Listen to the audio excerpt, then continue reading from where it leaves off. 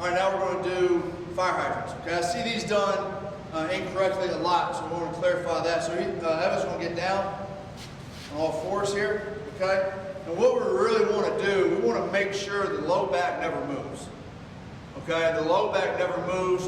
We don't shift our weight right and left. Okay, a lot of times what I'll do is I'll put like maybe a little pad under our knee to allow us to move our opposite knee freely. But we don't have a pad here, and you may not either where you are. So all we're going to do, we're going to show you kind of what we want. Okay, so all we're going to do is kick our knee out to the side as much as we can let it go. Okay, as much as it'll allow us. So he's pushing his hips out a little bit too much. Okay, I want to make sure that our back doesn't move. The only movement we're getting is from our hip, right?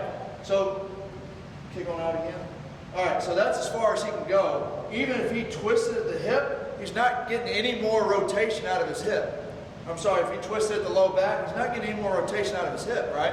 So all we're doing is now we're just cranking on the low back, which isn't supposed to move, right? So we want to make sure we keep this stable as we can.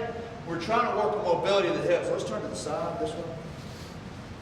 Okay, so if you watch them here, this should stay, where we're neutral here, this should stay stable. And all we're going to do is kick out the hip here. Some people will be able to go up high, some people won't. Okay, but all we're trying to work on, right, is the mobility here in the hip and not cranking on our low back here.